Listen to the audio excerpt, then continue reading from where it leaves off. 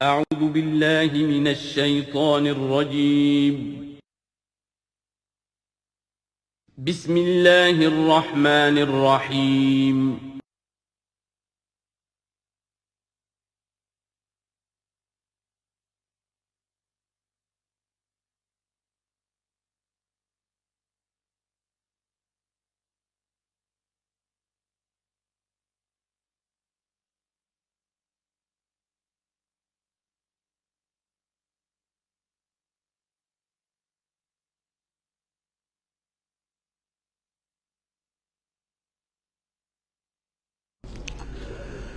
الحمدللہ وکفی والصلاة والسلام علی عبادہ الذین اصطفیٰ، خصوصاً علی افضلہم وخاتم النبیین محمد الامین وعلی آلہ وصحبہ اجمعین. اما بعد فقد قال اللہ تبارک وتعالی کما ورد فی سورۃ الصف: اعوذ باللہ من الشیطان الرجیم، بسم اللہ الرحمن الرحیم. سبح للہ ما فی السماوات وما فی الارض وہو العزیز الحکیم. یا ایہا الذین آمنوا لم تقولون ما لا تفعلون کبر مقتا عند اللہ ان تقولوا ما لا تفعلون. ان اللہ یحب الذین یقاتلون فی سبیلہ صفا کأنہم بنیان مرصوص. صدق اللہ العظیم. رب اشرح لی صدری ویسر لی امری واحلل عقدۃ من لسانی یفقہوا قولی. اللہم ربنا الہمنا رشدنا واعذنا من شرور انفسنا. اللہم ارنا الحق حقا وارزقنا اتباعہ وارنا الباطل باطلا وارزقنا اجتنابہ. اللہم وفقنا لما تحب وترضى. اللہم ربنا آنس وحشتنا فی قبورنا وارحمنا بالقرآن العظیم. اللہم اجعلہ لنا اماما ونورا وہدى ورحمہ. اللہم ذکرنا منہ ما نسینا وعلمنا منہ ما جہلنا وارزقنا تلاوتہ آناء اللیل وآناء النہار واجعلہ لنا حجتا یا رب العالمین، آمین. اب ہم اللہ کا نام لے کر سورہ صف کا آغاز کر رہے ہیں.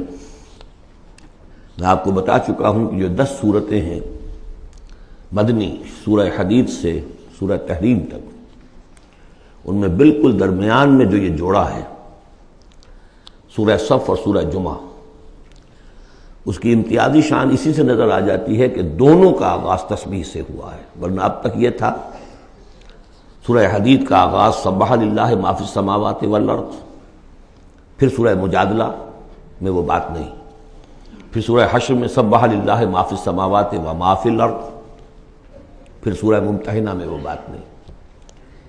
اب یہاں پھر جو آئی ہے وما فی الارض، تسبیح کرتی ہے اللہ کی ہر وہ شے جو آسمانوں میں ہے اور ہر وہ شے جو زمین میں ہے. وَهُوَ الْعَزِيزُ الْحَكِيمُ، اور وہ زبردست ہے، کمال حکمت والا. لیکن اس کے فوراً بعد سورہ جمعہ ہے، وہ ہے يُسَبِّحُ لِلَّهِ مَا فِي السَّمَاوَاتِ وَمَا فِي الْأَرْضِ. تو اس میں جوڑے ہونے کی نسبت بہت نمایاں ہو گئی. مشابہت بھی ہے، تسبیح دونوں کا آغاز ہو رہا ہے، پھر تکمیل ہو رہی ہے. میں نے بتایا تھا کہ نسبت زوجیت میں کسی مقصد کے لیے جنس جو ہیں دو، وہ کسی اعلیٰ تر مقصد کے لیے ان کے اندر ریسیپروکل نسبت رکھی جاتی ہے. وہی یہاں ہے فعل ماضی، فعل مضارع. اور فعل مضارع عربی زبان میں حال اور مستقبل دونوں کو کور کرتا ہے. تو یہاں اس جوڑے میں آ کر ان دونوں کو جمع کر دیا گیا کہ یہ تسبیح جو ہے کائنات کے اندر، جو کائنات کی ہر شے کر رہی ہے، یہ ہمیشہ سے ہوتی آ رہی ہے، ہر دم ہو رہی ہے، ہمیشہ ہوتی رہے گی. یہ سورہ مبارکہ جیسا کہ میں نے کل آپ کو بتایا تھا، سورہ حدید کی جو آیت ہے، جس کو میں نے عرض کیا تھا، اگرچہ وہ لفظ اچھا نہیں ہے، عریاں اور ننگا. واقعتاً یہ ہے کہ پورا عریاں اور ننگا فلسفہ انقلاب سورہ حدید کی آیت نمبر 25 میں ہے. انقلاب کس لیے لایا جاتا ہے؟ فرانس کا ریولوشن کیوں آیا تھا؟ ظلم ہے، بادشاہ لوگ بیٹھے ہوئے ہیں، عیش کر رہے ہیں، لوگ کسان ہیں، مزدور ہیں، وہ کام کرتے ہیں، ٹیکس دیتے ہیں، یہ عیاشیاں کرتے ہیں بدمعاش لوگ. ظلم ہے، ختم ہونا چاہیے. لوگوں نے جانیں دی، ہزاروں نے جانیں دی. پھر شکل کیا بن گئی کہ وہ تو ایک بظاہر ڈیموکریسی ہے، عوام کی حکومت، حقیقت میں سرمایہ داروں کی آمریت قائم ہو گئی۔ ظلم ہے۔ مزدور کارخانے کے اندر کام کر رہا ہے، اس کے بچہ جو ہے بھوکا مر رہا ہے، یا وہ اگر بیمار ہو گیا تو اس کی دوا نہیں ہے، اور اس کی محنت اور مزدوری سے جو عیش کر رہے ہیں، لال پری جو ہے ان کے شام کو جو ہوتی ہے ان کے جام میں وہ کیا کیا ہوتی ہے۔ علامہ اقبال نے کس قدر تلخ حقیقت کہی ہے، یہ کیا ہے؟ مزدور خواجہ از خون رگے مزدور سازد لال ناب، یہ سرمایہ دار جو ہیں یہ مزدوروں کے رگوں کی خون جو ہے سرخ، اس سے کشید کر کے اپنی وہ لال پری جو ہے شام کو پیتے ہیں بیٹھ کر۔ انقلاب ہے، انقلاب ہے، انقلاب۔ نتیجہ یہ ہوا کہ بولشوک ریولوشن آیا، پھر مصیبت، اب ایک پارٹی ڈکٹیٹرشپ قائم ہو گئی۔ آسمان سے گرے، کھجور میں اٹکے، کھجور سے گرے، کسی کھائی میں جا گرے۔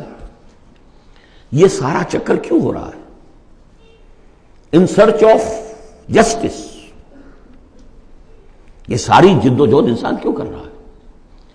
تو اب ایک تو ہے کہ ایک سیکولر انداز میں جسٹس فیئر پلے اس کی بات ہوتی ہے۔ دین میں آپ دیکھیے کہ قرآن نے جس طرح میں نے کل آپ کو بتایا، اللہ قائم بالقسط ہے۔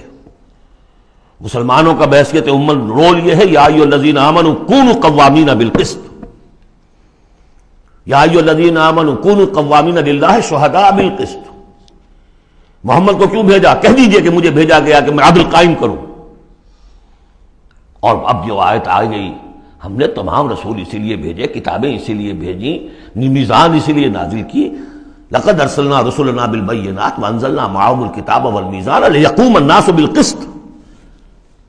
لوگوں نے کیا کیا؟ نبی آ گئے، انہیں پوجنا شروع کر دیا، باقی ظلم کا ظلم جھو کر تو چل رہا ہے، انہیں پوج لو، خدا کا بیٹا بنا دو، کچھ اور بنا دو، اور یہ اللہ آئے ان کو جو بھی چاہو بنا دو۔ لیکن نظام ظالمانہ قائم رہا دنیا میں۔ یہ محمد عربی کا کمال ہے، انہوں نے آ کر نظام کو بدلا ہے۔ در حقیقت یہ جو تکمیل ہوئی ہے اس پروسیس کی، اس لیے آپ رسول کامل ہیں، آخری رسول اور کامل رسول، جنہوں نے آ کر نظام عدل و قسط کو بالفعل برپا کیا۔ چنانچہ وہ جو ایک عام قانون آیا، پھر اس میں اتنی ننگی بات، لوہا استعمال ہو سکتا ہے، طاقت استعمال ہوگی ظلم کے خاتمے کے لیے، اور ان تمام جتنی بھی ناانصافیاں ہیں ان کو ختم کر دیں۔ اگرچہ یہ لوہا کسی طریقے سے استعمال ہوگا، یہ لوہا خودکشی کے کام بھی آ سکتا ہے، خودکشی نہیں کرنی ہے، اس کے کچھ شرائط ہیں، اس کے ضوابط ہیں۔ پہلے کوئی طاقت فراہم کرو، پہلے کوئی نظریہ عام کرو، جو لوگ نظریہ قبول کر لیں انہیں جمع کرو، انہیں منظم کرو، انہیں ٹرین کرو، انہیں قوت بناؤ، پھر باطل سے ٹکراؤ۔ اگر ایسے کھڑے ہو جاؤ گے تو خودکشی ہو جائے گی، نعرہ مارا اور خودکشی ہو گئی۔ بہرحال وہ جو ننگا انقلابی نظریہ ہے وہ حضور کی شخصیت کے ضمن میں اس آیت میں آ کر اب وہ واحد کے صیغے میں آ گیا، هو الذی ارسل رسولہ بالہدی ودین الحق لیظہرہ علی الدین کلہ۔ سورہ توبہ میں بھی آ چکی، سورہ فتح میں آ چکی، اب اس سورہ مبارکہ کا مرکزی مضمون وہی ہے۔ لیکن اس کے یوں سمجھ لیجئے کہ یہ اس کے 4 حصے کر لیجئے، 4 آیتیں، پھر 4 آیتیں، پھر 4 آیتیں۔ پہلی 4 آیتیں تمہیدی بھی ہیں، اور ایک اعتبار سے اس میں اصل میسج آ گیا ہے۔ دوسری 4 آیتوں میں سابقہ امت مسلمہ یعنی یہود کا طرز عمل ہے۔ تیسری آیت میں بعثت محمدی کا مقصد اور اس کے لیے مسلمانوں کو دعوت جہاد۔ 12 آیتیں یہ ہو جائیں گی۔ 2 آیتیں پھر بڑی خاص قسم کی ہیں کہ جو لوگ اس صورت کے پیغام کو قبول کریں اور اختیار کر لیں، ان کے کیا کیا مدارج ہیں، دنیا میں کیا ہے، آخرت میں کیا ہے۔ بسم اللہ الرحمن الرحیم، سبح للہ ما فی السماوات وما فی الارض وہو العزیز الحکیم۔ اب آ رہی ہے بات بالکل دو ٹوک، وہی جو میں نے کہا تھا ان تمام صورتوں میں ہے، زجر، توبیخ، جھنجھوڑنے کا انداز۔ کیا ہو گیا مسلمانوں تمہیں؟ یا ایھا الذین آمنوا ما لکم لم تقولون ما لا تفعلون، تمہیں کیا ہو گیا ہے مسلمانوں، تم جو کہتے ہو وہ کرتے نہیں، کیوں کہتے ہو جو کرتے نہیں؟ ایمان اللہ پر اور اس کے حکم پاؤں تلے، ایمان رسول کا، محبت اور عشق کے دعوے اس کی سنتوں یہ دجیاں بکھیر دو۔ کیا ہے اس وقت نہیں تھا یہ، میں نے کہا وہاں تو ذرا سی کمی آئی تھی، ابھی اوسط کچھ گرا تھا، اس کے اوپر یہ پکڑ آ رہی ہے، تو آج سوچئے کہ آج اگر کہیں قرآن نازل ہو جائے اور آج اگر کہیں محمد رسول اللہ آ جائے تو اس امت کو دیکھ کر کیا کہیں گے کہ میری امت ہے؟ یہ 1.5 ارب انسان میری امت ہے۔ لما تقولون ما لا تفعلون کبر مقتا عند اللہ ان تقولوا ما لا تفعلون، بڑی شدید بیزاری کی بات ہے اللہ کے نزدیک کہ تم کہو جو کرتے نہیں۔ اب بتائیے اس سے بڑی زجر و توبیخ کیا ہوگی؟ اچھا، معلوم ہوتا ہے کہ شاید کچھ لوگوں نے محبت رسول کے دعوے کیے ہوں گے۔ جاننا چاہتے ہو اللہ کو کون محبوب ہیں؟ ان اللہ یحب الذین یقاتلون فی سبیلہ صفا کانہم بنیان مرصوص۔ اللہ کو تو محبوب ہیں اپنے وہ بندے جو صفیں باندھ کر، اور صفیں بھی ایسی بنیان مرصوص۔ آج کل کا تصور کیجئے، ری انفورسڈ کانکریٹ والز جو بڑے بڑے ڈیمز کی بنائی جاتی ہیں، اس زمانے میں بھی تھا، چنائی کر کے پھر تانبا اس کے اندر جو ہے وہ پگھلا کر، جو ہم دیکھ آئے ہیں ذوالقرنین کے معاملے میں، آتونی افرق علیہ قطرہ، اب وہ جو ہے وہ فورٹیفائڈ ایسی صفیں۔ آج ایک صاحب نے توجہ دلائی، اسی کا عکس ہونا چاہیے ہماری جب نماز کے اندر صف بندی ہوتی ہے، کوئی خلا نہیں ہونا چاہیے۔ حضور نے فرمایا کہ شیطان کھڑا ہوتا ہے بیچ میں، پھر کندھے سے کندھا ملا ہونا چاہیے، لیکن ہمارے ہاں اس کا کوئی اہتمام نہیں ہوتا۔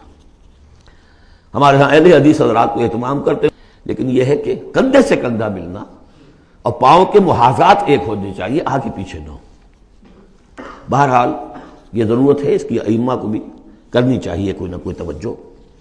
تو یہ اصل میں سمم بونم ایک اصطلاح ہے فلسفے کی، کہ ہر فلسفہ اخلاق میں ایک تصور ہوتا ہے خیر اعلیٰ، the highest good, highest virtue کیا ہے۔ آپ ایک فلسفہ دیتے ہیں اخلاق کا، اس کی روح سے سب سے بڑی نیکی کون سی ہے، تو جان لیجئے اسلام میں سمم بونم، اسلام کا خیر اعلیٰ قتال فی سبیل اللہ ہے۔ ان اللہ یحب الذین یقاتلون فی سبیلہ صفا کانہم بنیان مرصوص۔ اب سوچ لو، دیکھ لو، سوچ سمجھ کر قدم رکھو، جس کو ہو جان و دل عزیز اس کی گلی میں جائے کیوں۔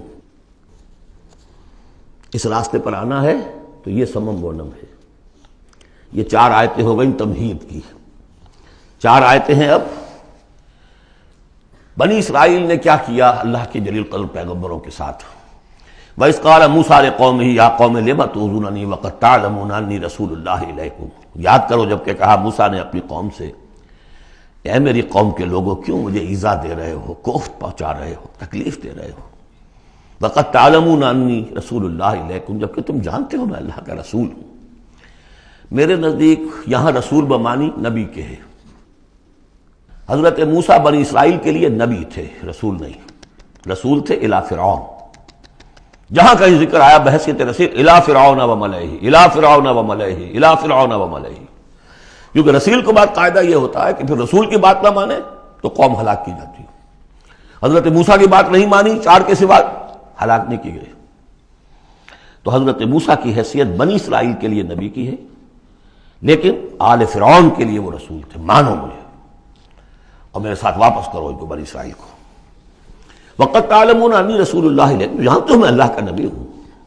فلما زاغوا، جب وہ کج ہو گئے، ٹیڑھے ہو گئے، ازاغ اللہ قلوبہم، اللہ نے بھی ان کے دلوں کو ٹیڑھا کر دیا۔ یہ بہت اہم آیت ہے جو قرآن مجید میں جتنی مرتبہ آیا اللہ نے انہیں گمراہ کر دیا، اللہ نے مہر لگا دی، تو کبھی اللہ ابتداءً مہر نہیں لگاتا، پہلے انسان ٹیڑھا خود ہوتا ہے، لیکن جب اس کے ٹیڑھ پن ایک حد تک چلا جاتا ہے، he reaches the point of no return, then Allah puts a seal on his heart، اس کے بعد نہیں آ سکتا۔ تو جب وہ ٹیڑھے ہو گئے اللہ نے ان کے دلوں کو بھی ٹیڑھا کر دیا۔ واللہ لا یہدی القوم الفاسقین، اللہ فاسقوں کو زبردستی ہدایت نہیں دیتا۔ اب اس میں ہم پڑھ چکے ہیں سورہ مائدہ میں، اصل میں وہ ایذا ہے۔ اللہ کے رسول کو اصل ایذا ذاتی نہیں ہوا کرتی، ہوتی ہے وہ بھی، انسان محسوس کرتا ہے، اور میں بتا چکا ہوں آپ کو سورہ احزاب میں کہ حضور حضرت موسیٰ کے ساتھ بھی اس طرح کا معاملہ کیا، لیکن حضور کے ساتھ بھی کیا، لیکن اصل ایذا جو یہاں ہو رہی ہے قتال کے لفظ کے ذکر کے ساتھ جو آ رہی ہے وہ یہ ہے۔ وَإِذْ قَالَ عِيسَى ابْنُ مَرْيَمَ، دوسرا دور، اب یہ ہے رسول، اصل میں بنی اسرائیل کے لیے رسول بن کر آئے وہ حضرت عیسیٰ، رسولاً الی بنی اسرائیل۔ سورہ آل عمران کی وہ الفاظ بہت اہم ہیں۔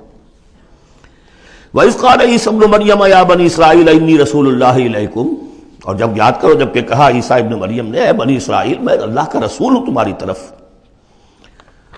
مصدقا لما بین یدی من التوراۃ، اور میں تصدیق کرتے ہوئے آیا ہوں اس کی جو میرے سامنے ہے تورات میں سے، ومبشرا برسول، اور بشارت دیتے آیا ہوں ایک رسول کی، یاتی من بعدی جو میرے بعد آئیں گے، اسمہ احمد، جن کا نام نامی احمد ہے صلی اللہ علیہ وسلم، احمد مجتبی۔ فلما جاءہم بالبینات، یہ وہی حضرت عیسیٰ کے بارے میں جب وہ آئے کھلی نشانیاں لے کر، معجزے لے کر، عظیم ترین معجزے لے کر، قالوا ھذا سحر مبین، انہوں نے کہہ دیا یہ تو سحر مبین ہے۔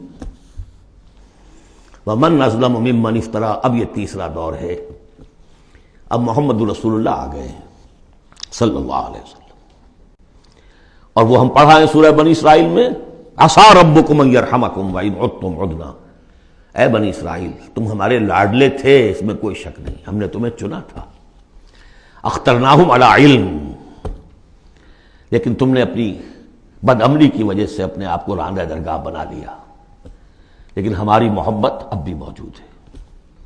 عسیٰ ربکم ان یرحمکم، تمہارا رب اب بھی تمہیں رحم کرنے کے لیے تم پر تیار ہے، وان عدتم عدنا، لیکن تمہارا طرز عمل وہی رہا جو پہلے تھا، تو ہم بھی وہی کچھ کریں گے جو ہم نے پہلے کیا، اسی طرح پٹوائیں گے تمہیں۔ نبوکدنضر سے پٹوایا، اور گریک سے پٹوایا، اسیرین سے پٹوایا، رومن سے پٹوایا، اور اب اس صدی میں آ کر جرمن سے پٹوایا۔ 60 لاکھ 6 ملین، واللہ اعلم۔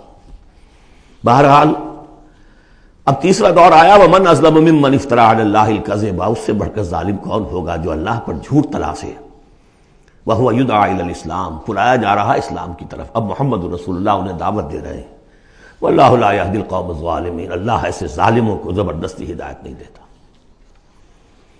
عسیٰ ربکم ان یرحمکم، لیکن اس کے بعد فرما دیا اگلی آیت میں، ان ھذا القرآن یہدی للتی ہی اقوم، یہ قرآن ہے، شاہدرا ہے، ہماری رحمت کا شاہدرا قرآن حکیم ہے، داخل ہونا ہے آؤ داخل ہو جاؤ۔ اب حضور کے ساتھ جو کچھ کر رہے تھے اس کا کلائمیکس یہ تیسری آیت ہے، یریدون لیطفئوا نور اللہ بافواہہم، وہ تلے ہوئے ہیں کہ اللہ کے نور کو اپنی منہ کی پھونکوں سے بجھا کر رہے ہیں۔ یہ خاص یہود کے بارے میں ہے یہ آیت، اچھی طرح سمجھ لیجئے، اور اس کا کلائمیکس اب آ رہا ہے، اب آ رہا ہے۔ The final showdown is going to come now and not very far off, very soon. Armageddon اسے کہہ لیں۔ یہود پوری طریقے سے پوری عیسائی دنیا کو اپنے تسلط میں لا چکے ہیں، اور جو کچھ ہونے والا ہے الملحمۃ العظمیٰ جسے حضور نے قرار دیا ہے، عظیم ترین جنگ، اور آرمگڈون یہ ان کی کرسچین جو ان کی ہے اصطلاحات میں وہ آرمگڈون ہے۔ بہرحال وہ تو ابھی آئے گا، ابھی تک تو ہم پڑھ رہے ہیں جو اس وقت ہو رہا تھا، ان میں جرت نہیں تھی، وہ سامنے آ کر مقابلہ نہیں کرتے تھے، وہ ہم پڑھ چکے ہیں سورہ حشر میں، کبھی بھی سامنے آ کر مقابلہ نہیں کریں گے، منہ کی پھونکوں سے بجھاتے ہیں دور دور سے۔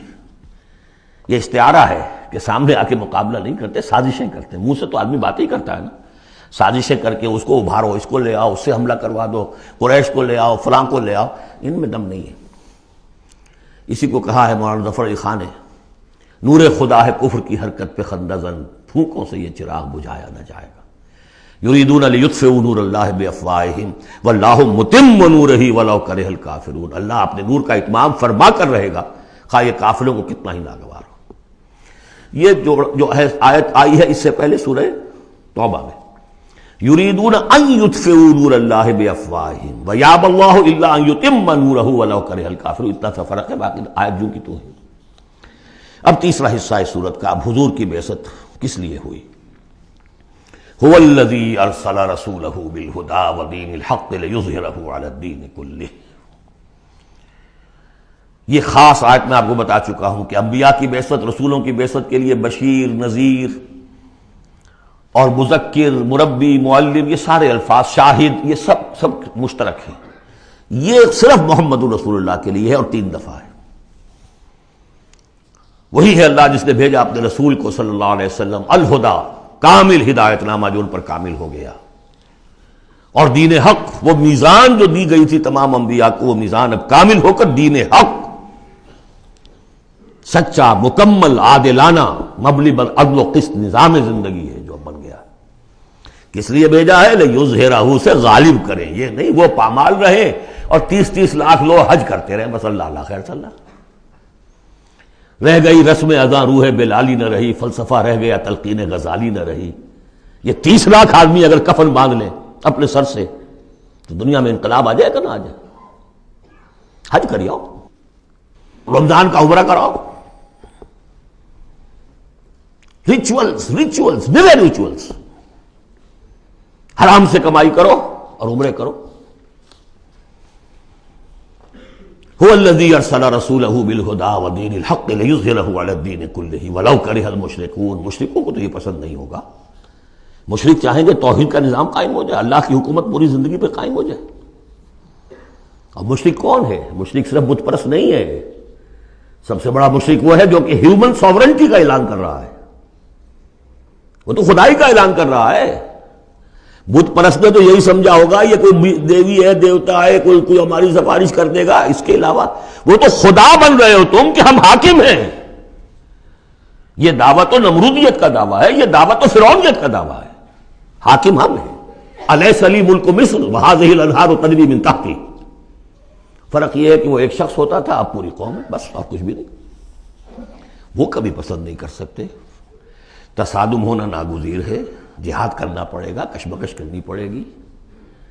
اب وہ کون کریں گے؟ جو اللہ کو ماننے کا دعویٰ کرے اور رسول کو ماننے کا دعویٰ کرے. اگلی آیت پڑھ لیجئے. یا ایھا الذین آمنوا هل ادلکم علی تجارۃ تنجیکم من عذاب الیم. اے ایمان کے دعوے دارو، کیا میں تمہیں بتاؤں وہ تجارت جو تمہیں دردناک عذاب سے چھٹکارا دلا دے. تؤمنون باللہ ورسولہ وتجاہدون فی سبیل اللہ باموالکم وانفسکم. ایمان لاؤ اللہ پر جیسے کہ ایمان لانے کا حق ہے. سورہ نساء میں بھی پڑھ چکے ہم. یا ایھا الذین آمنوا آمنوا باللہ ورسولہ والکتاب الذی نزل علی رسولہ. سورہ حجرات میں ڈیفینیشن مومن کی یہی ہے، انما المؤمنون الذین آمنوا باللہ ورسولہ ثم لم یرتابوا وجاہدوا باموالہم وانفسہم فی سبیل اللہ. تؤمنون باللہ ورسولہ وتجاہدون فی سبیل اللہ باموالکم وانفسکم ذالکم خیر لکم ان کنتم تعلمون یغفر لکم ذنوبکم ویدخلکم جنات تجری من تحتہا الانہار. وہ تمہارے لیے تمہارے گناہ بخش دے گا، تمہیں داخل کرے گا ان باغات میں کہ جن کے نیچے نہریں بہتی ہوں گی، اور ان باغات میں مسکن دے گا. مساکن طیبہ، بہت پیارے، بہت اعلیٰ. فی جنات عدن، ریزیڈینشل گارڈنز میں. ذالک الفوز العظیم، یہی بڑی کامیابی ہے. یہ بہت اہم نکتہ ہے. بندہ مومن کی نگاہ اس کامیابی پر جمی ہونی چاہیے، دنیا کی کامیابی پہ نہیں. دنیا میں دین کی کامیابی پر بھی نہیں. آپ حیران ہو یہ کیا کہہ رہا ہے؟ نصب العین صرف آخرت. اگر آپ نے دنیا میں کامیابی کو نصب العین بنا لیا تو گڑبڑ ہو جائے گی. پھر آپ کہیں گے یہ تو صحیح طریقے سے کام نہیں ہو رہا تو ٹیڑھے سے کرو، سیدھی انگلیوں گھی نہیں نکل رہا تو ٹیڑھی کرو. بائی ہک اور بائی کروک، جیسے کوئی ہاکی کا پلیئر چلتا ہے لے کر کیری کرتا ہے. اسی میں تحریکیں گم ہو جاتی ہیں. تحریکوں کے قبرستان بنے ہیں اسی بنیاد پر. تم دیکھو تمہارا فرض یہ طریقہ کار یہ، اس طریقے پہ کام کرتے رہو، نتیجہ نکلے نہ نکلے تمہیں اس سے کوئی بحث نہیں. ہاں طریقہ کار پر نظر ثانی کرتے رہو. وہ طریقہ محمد رسول اللہ سے ماخوذ. اور منہاج لِكُلٍّ جَعَلْنَا مِنْكُمْ شِرْعَةً وَمِنْهَاجًا، ہم نے ہر ایک کو تم میں سے شریعت بھی ایک دی ہے، منہاج بھی دیا ہے. منہاج محمدی کیا ہے بولو؟ تم امت محمد ہو صلی اللہ علیہ وسلم. تو یہ بات نوٹ کر لیجئے، بہت اہم ہے. بس تجزیہ کر لیجئے اب تک جو کچھ آیا ہے اس میں، بلکہ اب آخری 2 آیتیں بھی پڑھ لیجئے.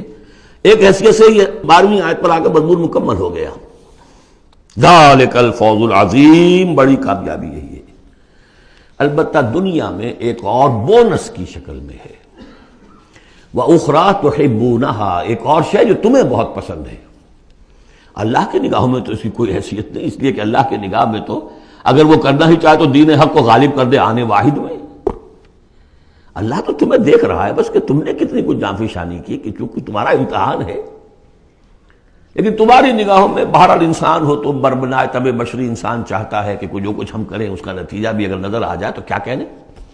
وَأُخْرَىٰ تُحِبُّونَهَا، اور وہ دوسری چیز اور بھی جس کا جو تمہیں پسند ہے، وہ کیا ہے؟ نصر من اللہ وفتح قریب.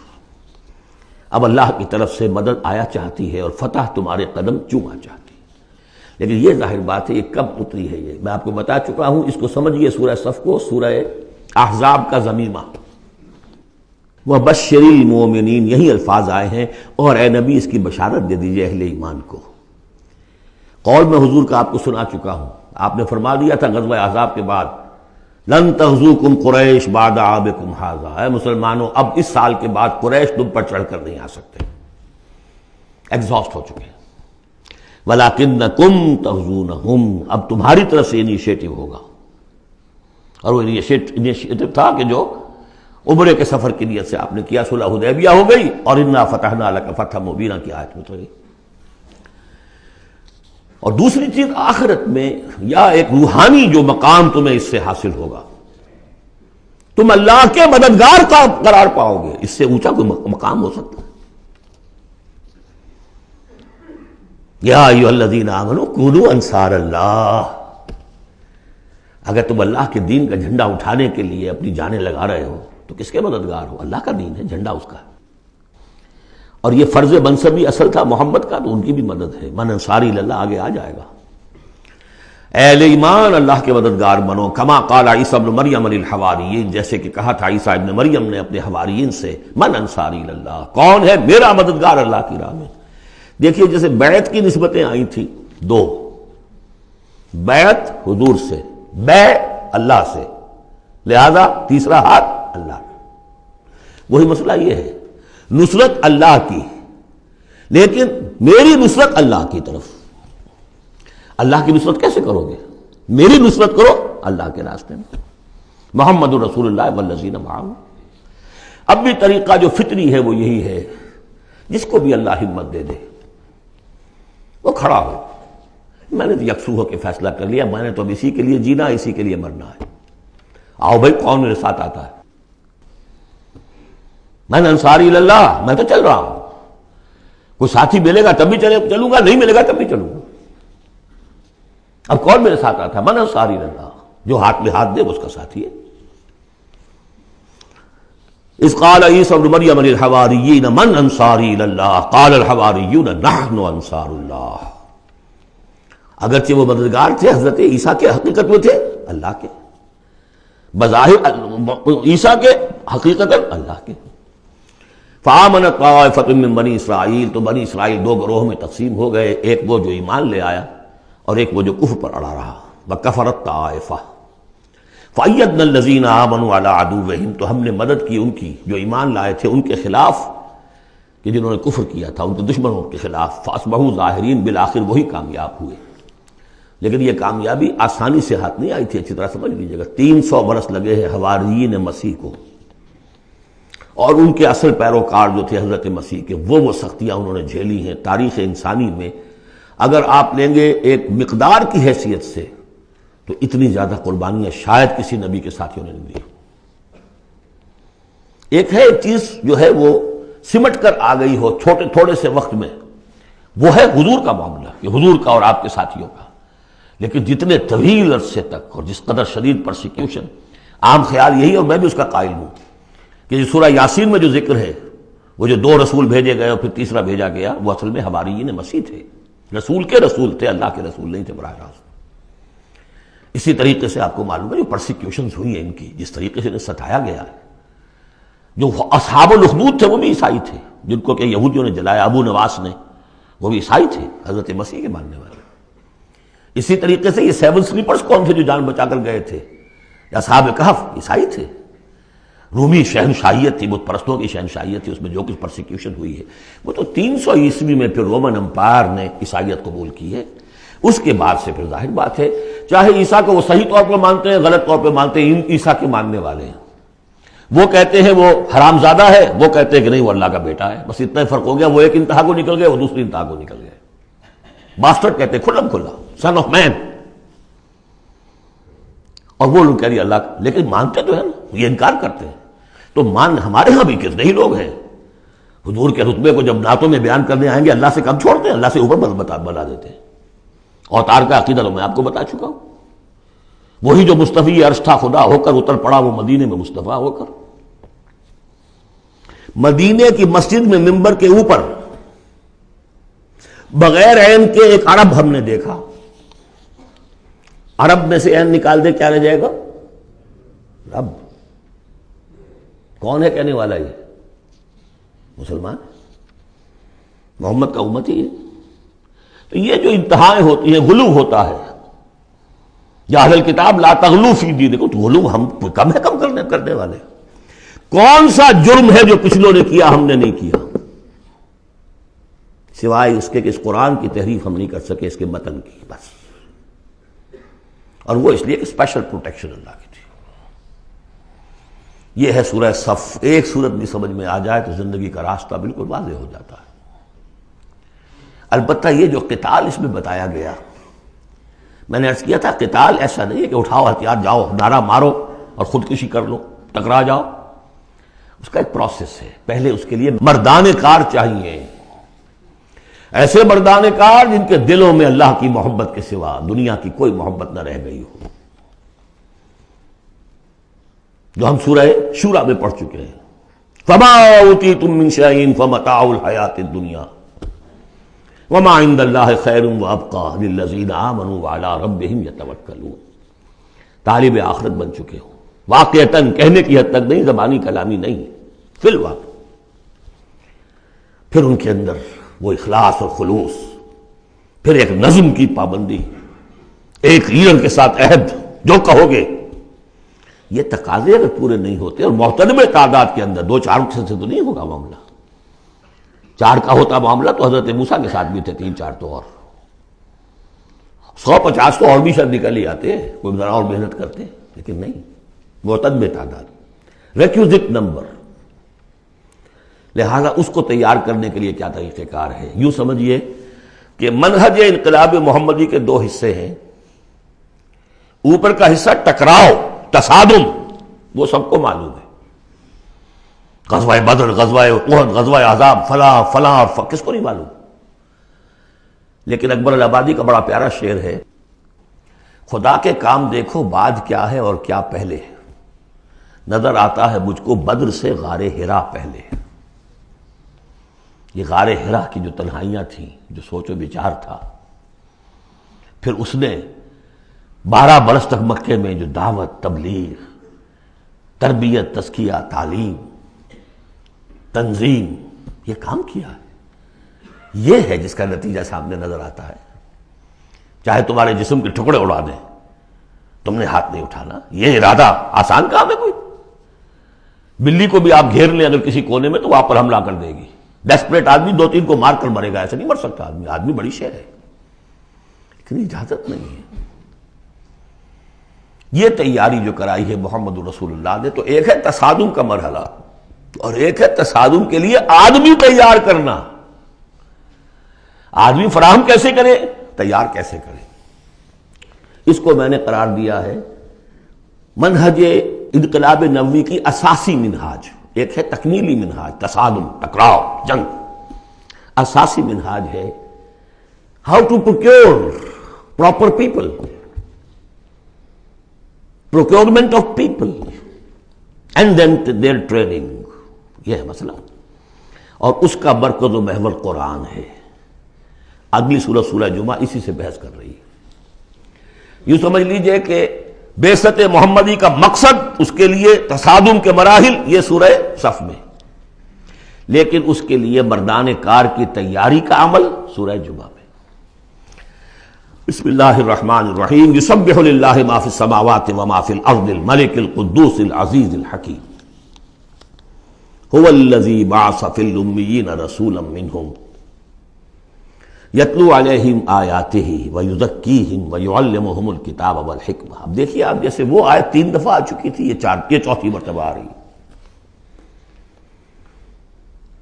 وہ بنیادی طریقہ کار کیا تھا؟ قرآن کی تلاوت۔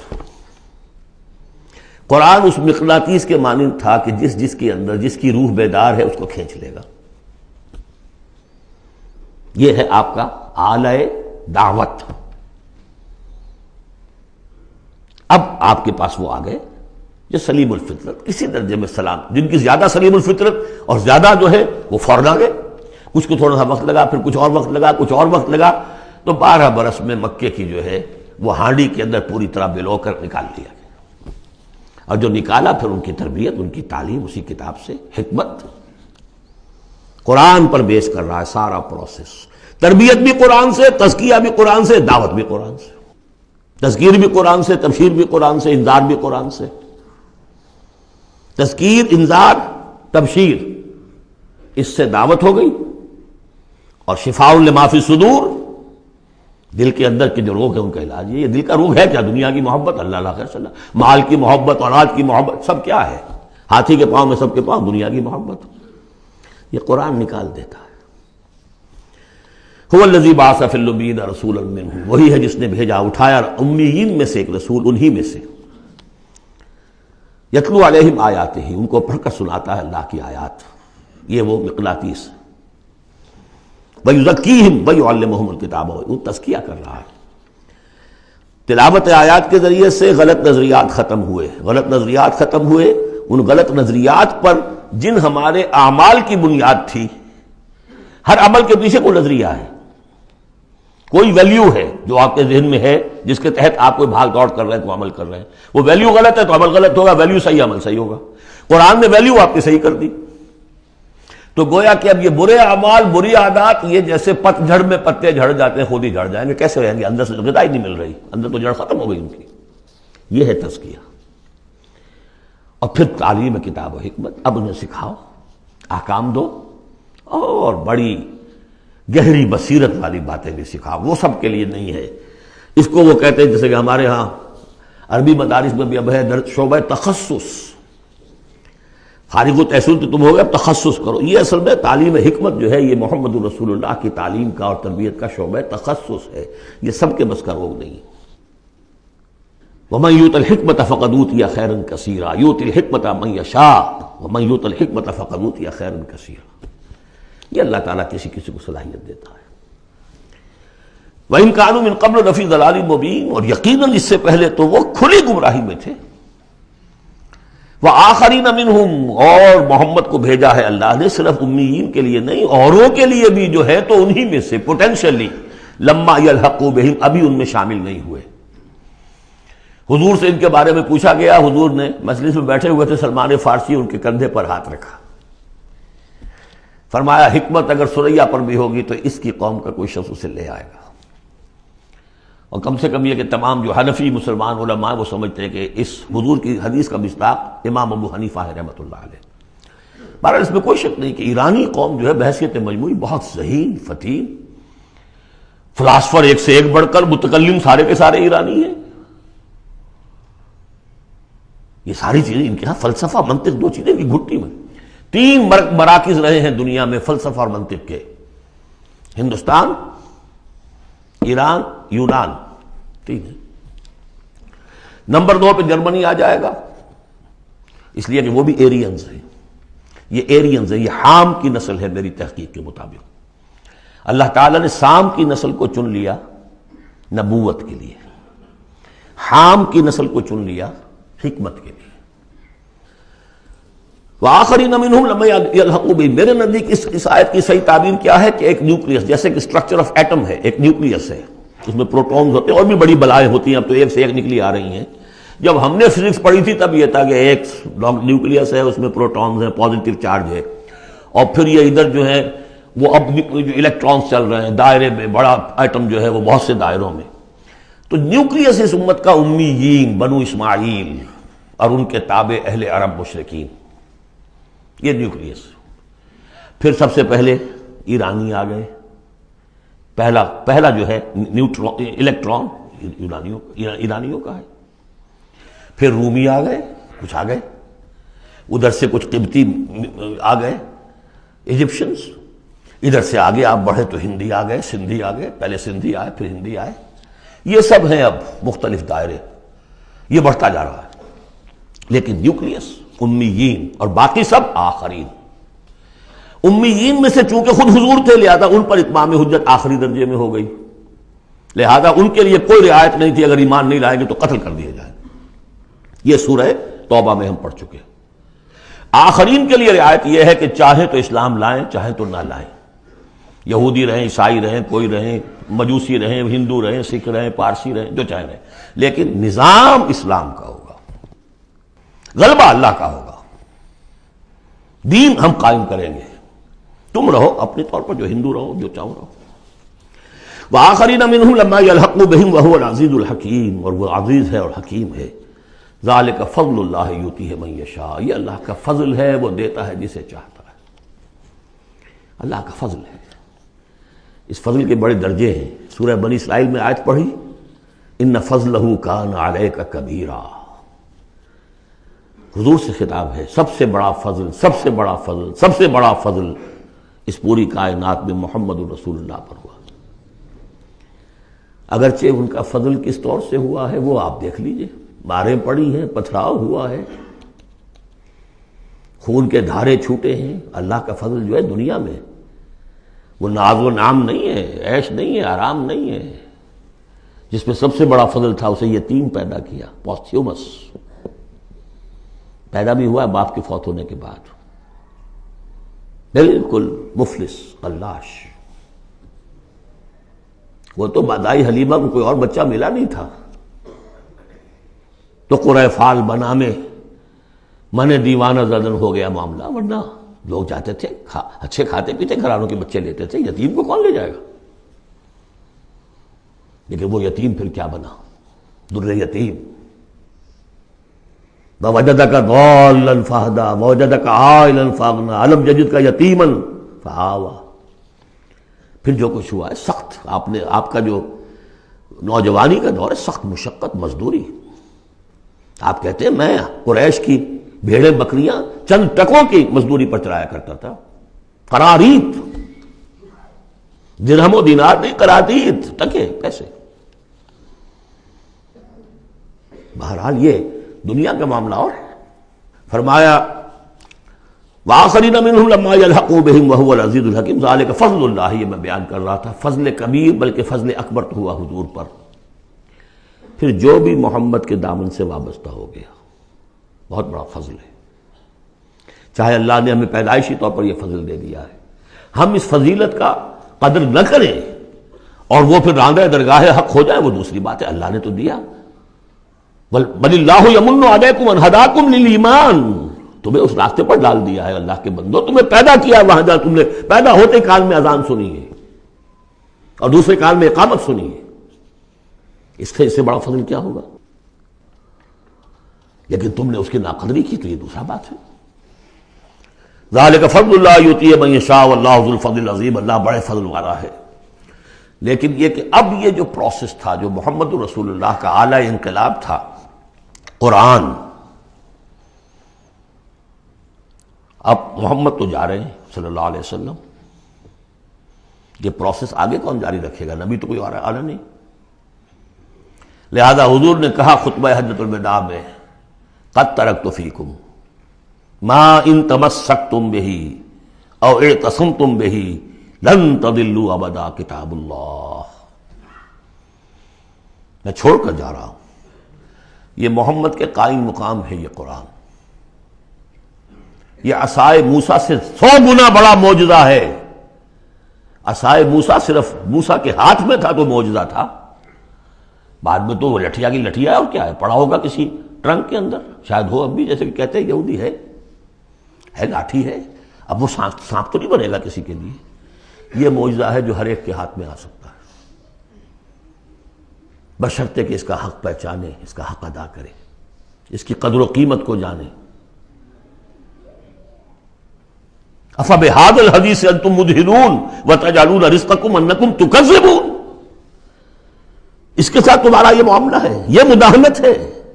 دنیا بھر کی زبانیں سیکھ لو، دنیا بھر کے علوم سیکھ لو، اتنی عربی نہیں کہ قرآن مجید کو براہ راست سمجھ سکو. اور اگر یہ قرآن تمہیں پوزیس کر لے گا تو خدا کی قسم کھا کر کہتا ہوں کہ کسی اور کام میں دل نہیں لگے گا آپ کا. یہ کیا کام ہے؟ گھس گھس گھس گھس گھس کر کے تنخواہ ہو گئی 30,000 40,000 50,000 تنخواہ لے کے آ گئے. بس یہی ہے. Were you created for that? ابراہیم بن ادھم کا آپ نے سنا ہوگا نام. بادشاہ تھے کسی علاقے کے, شکار پر گئے ہوئے تھے, تو وہاں کہیں آواز انہیں سنائی دی, کسی فرشتے کی تھی یا یہ کہ خود ان کے اپنے دل کی آواز تھی. یا ابراہیم لہذا خلقت ام لہذا امرت. اے ابراہیم سوچو, کیا اس کام کے لیے تمہیں پیدا کیا گیا تھا؟ کیا تم اس کام کے لیے پیدا کیے گئے تھے اور تمہیں اس کام کا حکم ہوا تھا شکار کرو جا کر؟ بس وہی سے کایا پلٹ ہوئی. تو سوچنے کی بات ہے. اب ترتیب بتا رہا تھا اصل میں, ورنہ بات لمبی ہو جائے گی, کہ اب یہ قرآن کے بارے میں تمہارا طرز عمل کیا ہوگا. تصویر دکھائی جا رہی ہے پھر سابقہ امت کی, انہیں بھی ہم نے دی تھی کتاب تورات. مثل الذین حملوا التوراۃ ثم لم يحملوها كمثل الحمار يحمل اسفارا. مثال ان لوگوں کی جو حامل تورات بنائے گئے پھر وہ اس کے حامل ثابت نہ ہوئے. اور حمل میں خاص ایک بات ہے, حمال کسے کہتے ہیں؟ بوجھ اٹھا کر ایک جگہ سے دوسری جگہ لے کر جانا, حمال اسے کہتے ہیں. اسر اور حمل میں نے فرق بتایا تھا آپ کو سورہ بقرہ جب پڑھ رہے تھے آخری, کہ اسر وہ بوجھ ہے جس کے نیچے انسان دب کر رہ جائے, چل نہ سکے, اسر ہے. اور حمل وہ ہے جس کو لے کر چل سکے. اب عورت کا بھی حمل ہوتا ہے, وہ لے کر چلتی ہے. بہرحال جب ایڈوانس پریگننسی ہوتی ہے دکھ تو ہے, تکلیف ہے, واہنن علی واہنن تو ہے, چل سکتی ہے. اسی طرح حمال ہے, وہ لے کے جا رہا ہے. تو حمل التوراۃ, یہ اللہ تعالیٰ جس کو کتاب دیتا ہے حامل بناتا ہے, اس کے ذمے سے پہنچاؤ. لتبیننہ, تمہارا فرض ہے اسے واضح کرو, اسے عام کرو. یا اہل القرآن, حضور نے فرمایا ہے قرآن والوں, لا تتوسدوا القرآن, قرآن کو تکیہ نہ بنا لینا. ایک ذہنی سہارا, ہمارے پاس اللہ کی کتاب ہے, 40 من سونا ہم نے لگا دیا ہے اس قرآن کو تاروں سے لکھنے پر. معلوم ہے آپ کو, رکھا ہوا ہے ہمارے ہاں, ایوبی دور کی یادگار. بہرحال قرآن مجید کے حامل بنائے گئے تھے اس لیے کہ غوروں تک پہنچاؤ. ثم لم يحملوها, انہوں نے نہیں اٹھایا. کمثل الحمار, ان گدھوں کے مانند ہیں. يحمل اسفارا, جو کتابوں کا بوجھ اٹھائے پھر رہا. مکالمات فلاں تم بھی لکھ دیجئے آپ, باندھ کر گشڑی رکھ دے, انسائکلوپیڈیا برٹانی کا پورا رکھ دے, گدھے کو کیا فائدہ اس سے. مثل القوم الذین کذبوا بآیات اللہ, مثال اس قوم کی جس نے اللہ کی آیات کو جھٹلایا. بے صاحب بہت بری ہے. اب یہ جھٹلانا میں پہلے واضح کر چکا ہوں سورہ واقعہ پڑھتے ہوئے, یہ جھٹلانا ہے, یہ ہمارا قرآن کو جھٹلا رہے ہیں ہم اپنے عمل سے. ایک شخص آپ سے پوچھے گا آپ قرآن کو اللہ کا کتاب مان جی؟ میں مانتا ہوں. آپ نے کبھی پڑھا اس کو؟ آپ 7 سمندر کا سفر پار کر کے یہاں MBA کرنے تشریف لے آئے ہیں امریکہ میں. MBA معلوم ہوتا ہے کہ کوئی پتہ نہیں, کوئی جنت کی کوئی سیٹ ہے, کیا ہے. قرآن آپ نے نہیں پڑھا تو کیسا ایمان ہے آپ کا قرآن پر؟ کیا جواب دیں گے؟ تکذیب کر رہے ہیں اپنے عمل سے. بئس مثل القوم الذین کذبوا بآیات اللہ واللہ لا یہدی القوم الظالمین. اللہ ایسے ظالموں کو زبردستی تو ہدایت نہیں دیتا. اللہ کی ہدایت ایسی گھٹیا شے تو نہیں ہے, اتنی حقیر شے تو نہیں ہے. اب دیکھیے 4 آیتیں, یہ یہاں پر بھی 4 4 جمع 3 کی تقسیم ہے. 4 آیتیں پوری ہو گئی تھی. حضور کی بعثت 2 میں ہے. امیین نیوکلیس ہے, آخرین سب الیکٹرانز ہیں اس کے چاروں طرف. یہ ملٹی نیشنل امت ہے. ملٹی نیشنل فرمز تو آپ کو معلوم, ملٹی نیشنل. جبکہ سابق جو امت تھی بنی اسرائیل, وہ یونی ریشیل, ایک نسل کی. یونی ریشیل, یونی نیشنل, یہ multi racial, multi national. Hindi بھی, فارسی بھی, ایرانی بھی, ترک بھی, چینی بھی. اب تو دنیا کا میں نہیں سمجھتا کہ کوئی قوم رہ گئی ہو, کوئی نسل رہ گئی ہو جس میں کچھ نہ کچھ مسلمان موجود نہ ہوں. اور دوسری بات یہ کہ حضور کا بنیادی کیا ہے؟ اعلی دعوت, اعلی تربیت, جس سے کہ مردان کار تیار کیے جو جہاد اور قتال کریں گے, وہ ہے قرآن. اب آگے 4 آیتوں میں وہ جو طرز عمل ہمارا ہو گیا اس کی تصویر دکھائی جا رہی ہے بنی اسرائیل کے طرز عمل میں. مثل الذین حملوا التوراۃ ثم لم يحملوها كمثل الحمار يحمل اسفارا بئس مثل القوم الذین كذبوا بآیات اللہ واللہ لا يهدی القوم الظالمین۔ اس کے بعد نتیجہ کیا نکلتا ہے؟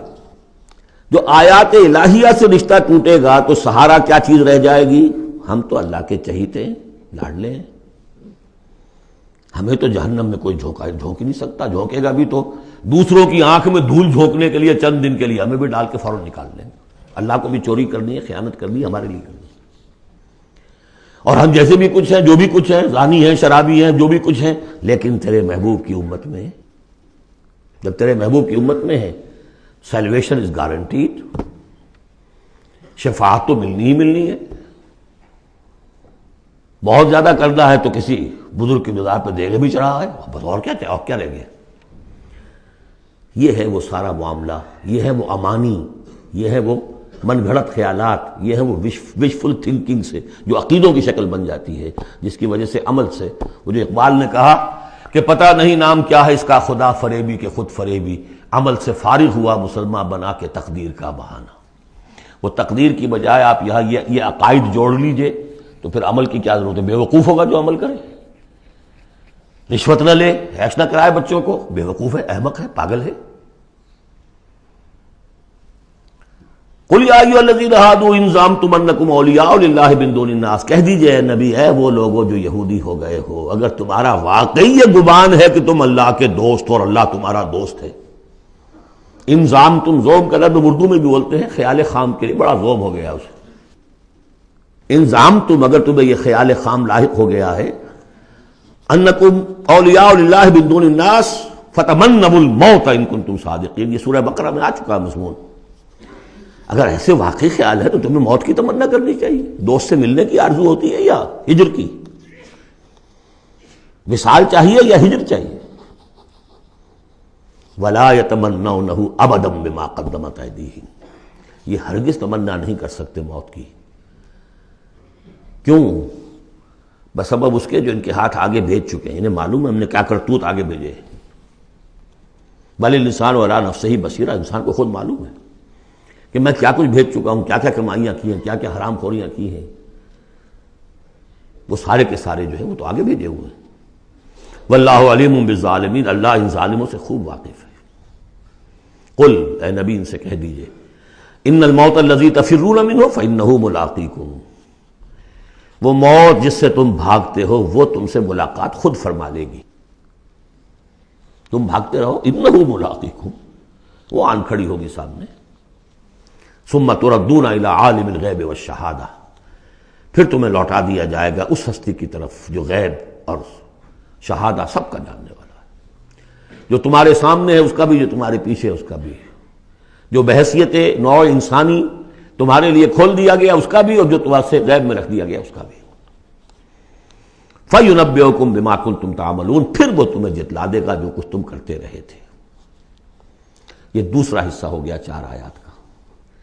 گویا کہ جو کتاب محمد رسول اللہ دے کر گئے ہیں، قد ترکتم، اور جس کے لیے حکم دے کر گئے تھے کہ اب تمہارے ذمے ہے، میرے کندھے پر سے یہ بوجھ اتر کر تمہارے کندھوں پر آ گیا ہے۔ الا هل بلغت، انا نشهد انک قد بلغت وادیت ونصحت، انا نشهد انک قد بلغت الرسالۃ وادیت الامانۃ وکشفت الغمۃ،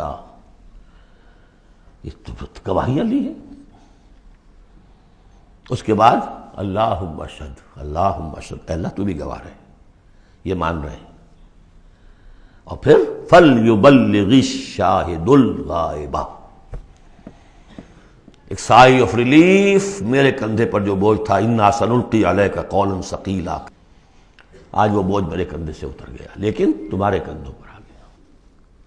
مجھے تو صرف امیین تک یہ فرض براہ راست انجام دینا تھا، تمہیں پوری نوع انسانی تک انجام دینا ہے۔ A heavy burden، اس کے لیے یہ ہے دوسرا حصہ 4 آیات کا۔ اب تیسرے حصے میں اس قرآن کی تعلیم عام، تعلیم بالغان کا جو ایک نظام قائم کیا گیا اس کا ذکر ہے۔ جمعہ کیا ہے اصل میں؟ اب رہ گئی رسم ادا، روح بلالی نہ رہی، فلسفہ رہ گیا، تلقین غزالی نہ رہی۔ یہ جمعہ کیا ہے؟ یہ حزب اللہ کا ہفتے وار اجتماع ہے. کمیونسٹوں کو بھی ایجاد کرنے پڑے تھے ہفتے وار اجتماع، اسٹڈی سرکلز. اس لیے کہ انقلابی کارکن کے ذہن میں جب تک اس کا نظریہ تازہ نہ رہے وہ قربانی کیسے دے گا؟ قربانی تو ہر لحظہ آئے گی، ہر آن آئے گی، قدم قدم پر آئے گی. لہذا اس نظریے کا، نصب العین کا، اپنے مقصد کا شعور بالکل کانشس لیول کے اوپر مستحضر رہنا چاہیے. لہذا اجتماعات. اب ظہر کی نماز کی بجائے جمعہ، وہاں 4 فرض یا 2 کر دیے، 2 کی جگہ خطبہ. خطبہ کس لیے؟ تعلیم قرآن، تعلیم بالغان. ظاہر ہے وہاں کالجز نہیں تھے، کتابیں نہیں تھی، پریس نہیں تھے، چھاپے خانے نہیں تھے، آڈیوز نہیں تھے، ویڈیوز نہیں تھے، کچھ بھی تو نہیں تھا. لیکن ایک نظام ہے، ہفتے میں ایک دن ایسا نکال لو، اگرچہ پورا دن نہیں چاہیے، یوم سبت کی طرح نہیں ہے. نہاؤ دھو، اچھے کپڑے پہنو، خوشبو لگاؤ، آؤ مسجد میں چل کر. پہلی گھڑی میں آ جاؤ گے تو اتنا ثواب ہوگا جتنا کہ ایک اونٹ کی قربانی کا. ہم نے آنکھوں سے دیکھا ہوا بچپن میں 7-8 بجے کے قریب مسجدوں کے اندر ہجوم ہوتے تھے، لوگ پہنچ جاتے تھے گاؤں سے، اس لیے گاؤں میں جمعہ ہوتا نہیں تھا. اب تو ایک خاص مسلک ہمارے ہاں جو آیا، انہوں نے 4 آدمیوں پہ بھی جمعہ کھڑا کر دیا. تو اب خام خواہ کاہے کو جائے گا کوئی آدمی شہر کے اندر؟ پہلے تو یہ تھا کہ جو مصر جامع نہ ہو، جو ایک شہر نہ ہو جس کے اندر کہ کوئی حکومت کا ایک بڑا افسر نہ رہتا ہو، اس کے بغیر جمعہ نہیں ہوتا. پر ان مسئلوں کو چھوڑ دیجئے، آئیے جمع ہوئیے. کوئی نائب رسول ممبر رسول پر کھڑے ہو کر وہی عمل کرے، یتلو علیہم آیاتہ ویزکیہم ویعلمہم الکتاب والحکمہ، تاکہ یہ پروسیس اب ابدی ہو جائے امت کے اندر. اس لیے جمعے کی یہ اہمیت ہے کہ فرمایا گیا کہ 3 جمعے بھی چھوڑ دو گے بغیر عذر کے لَيَخْتِمَنَّ اللَّهُ عَلَىٰ قَلْبِهِ، اس شخص، ایسے شخص کے دل کے اوپر اللہ تعالیٰ مہر کر دیتا ہے. لیکن بات یہی ہے کہ وہ ساری حکمت ختم، وہ مقصد ختم. نہ وہ مقصد ہے، رہ گئی رسم اذاں روح بلالی نہ رہی، اور فلسفہ رہ گیا تلقین غزالی نہ رہی. جمعہ ہے پھر بھی کھنڈر بتا رہے ہیں عمارت عظیم تھی. اب بھی جو اہتمام ہوتا ہے جمعے کے لیے کھنڈر ہی صحیح، لیکن بتا رہے ہیں کہ یہ کتنی بڑی عظیم عمارت تھی.